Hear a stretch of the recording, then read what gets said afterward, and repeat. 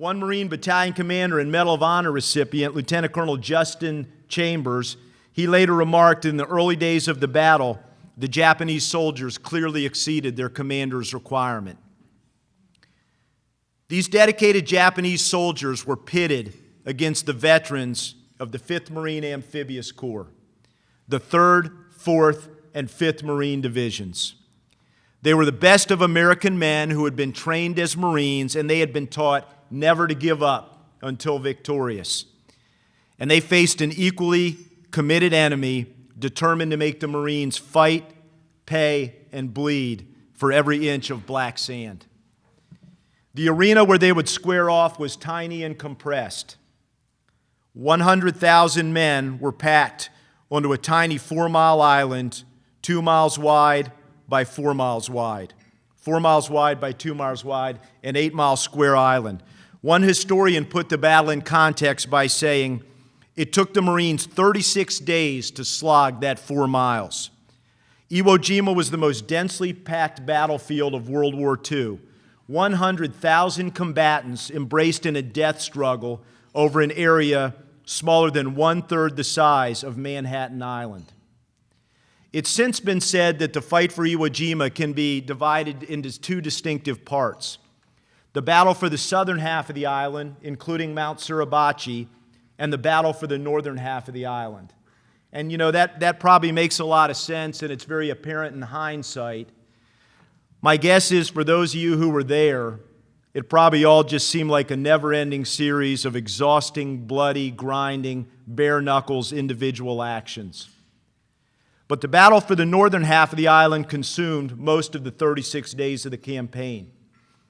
But thanks to a photographer's luck and skill in capturing a second in time, the second battle, the southern battle, would produce the iconic photograph most associated with Iwo Jima.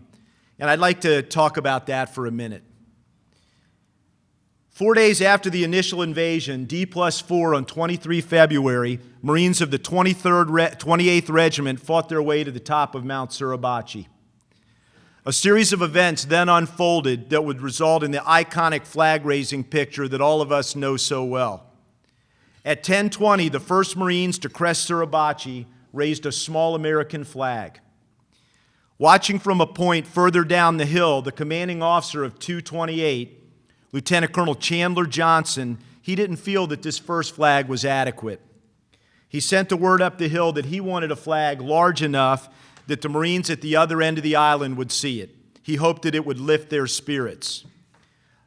Shortly thereafter, a much larger 8x4 flag was provided from a Coast Guard LST on the beach and carried up the hill.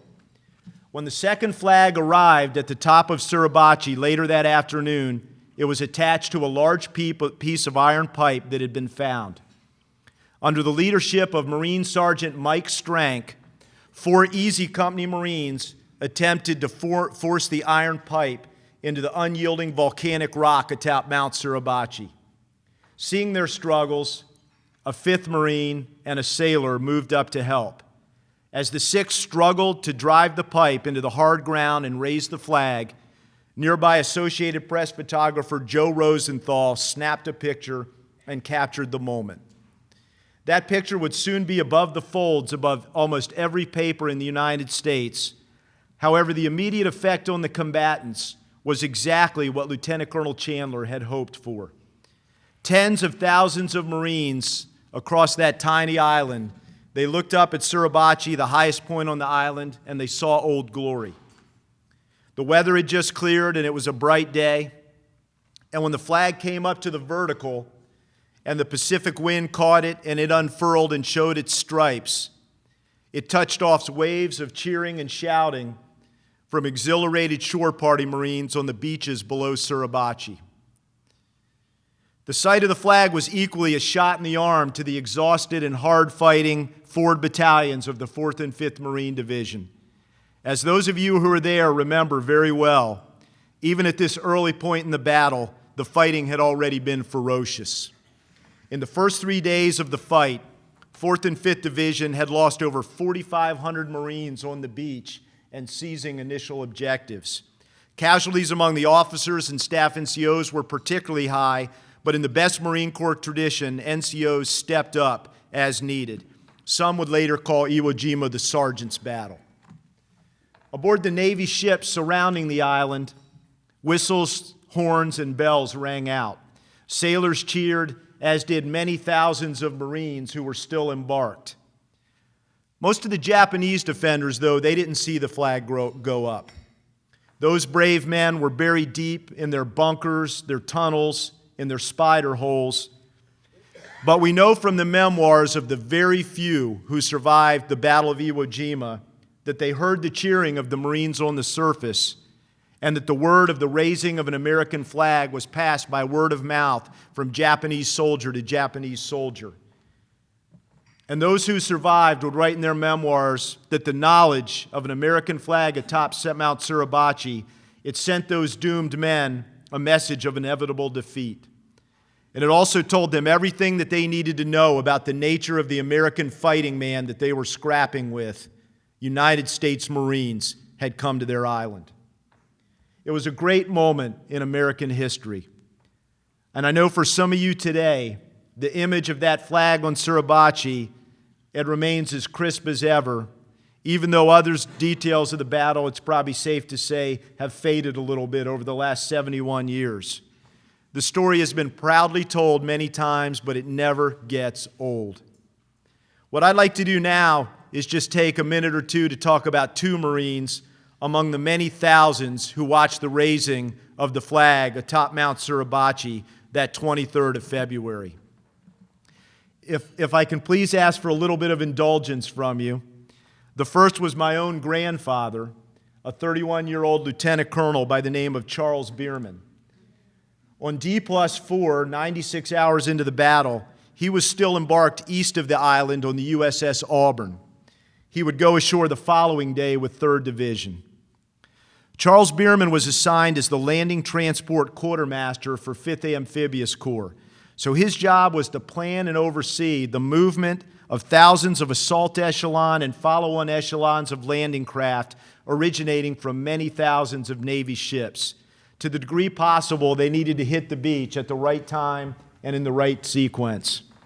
It was an almost unimaginably complex and challenging responsibility.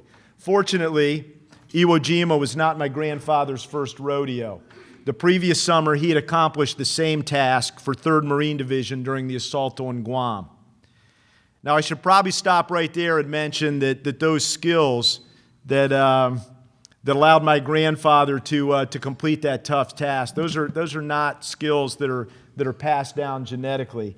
Chris Starling talked about the fact that he and I went to AWS together, but if any of my AWS instructors were here, they could give sad evidence of the uninspiring landing serial worksheets that I completed while I was at Quantico. Probably the less said about that, the better. But Charles Bierman had a lot in common with the other Marines who fought on Iwo Jima. His early life was not easy. He was a Depression-era kid from a broken family in Mentor, Ohio. There was no money for college, but he was fortunate enough to gain acceptance into the Naval Academy.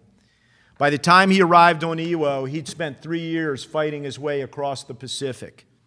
To the end of his days, he was fiercely proud of having worn the cloth of a United States Marine, and in particular, of having served on Iwo Jima. The second Marine I want to tell you about undoubtedly felt the same pride as my grandfather and the others who watched the flag raising.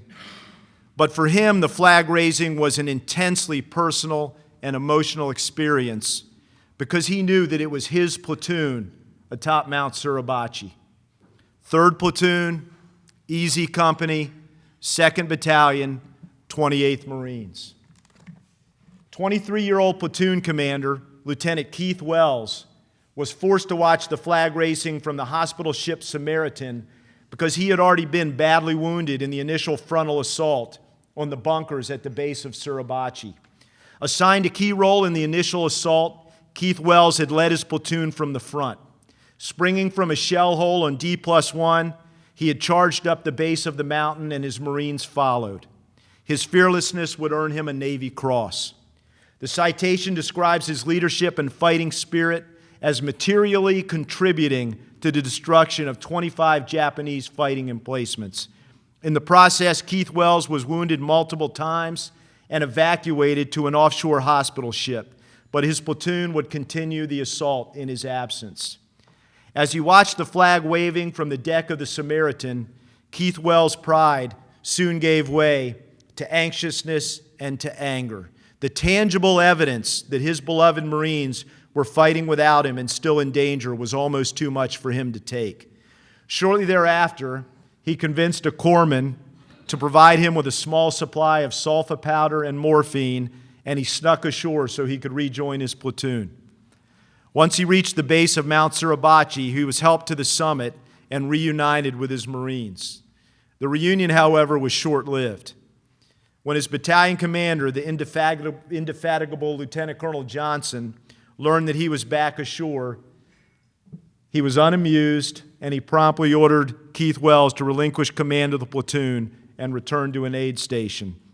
Sergeant Ernie Boots Thomas again took command of the platoon until he was killed in action on 3 March in fighting on the northern portion of the island. Keith Wells would ultimately survive Iwo Jima and live a long and meaningful life. Sadly, the same could not be said of many of his 3rd Platoon Marines. Of the 40 who set off to raise the flag on the morning of D+4, only 6 would make it through the battle without being wounded or killed. To his final days, Keith Wells was rightly celebrated as one of the foremost heroes of the Battle of Iwo Jima and the leader of the most decorated platoon in the history of the Marine Corps. As many of you know, Keith Wells passed away about 3 weeks ago in February, just a short time before the 71st anniversary, but he was a Marine for the ages, and he will be missed.